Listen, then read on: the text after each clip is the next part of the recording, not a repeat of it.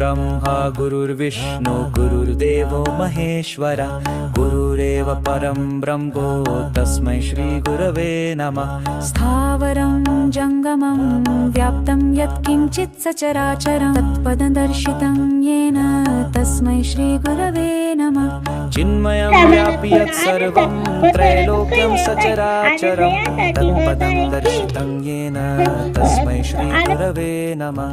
सर्वश्रुतिशिरोरत्न विराजित पादाम्बुज वेदान्ताम्बुज सूर्योय तस्मै श्री गुरवे नमः। चैतन्य शाश्वतः शान्तो व्योमातीतो निरञ्जन बिन्दुनादकलातीत तस्मै श्री गुरवे नमः।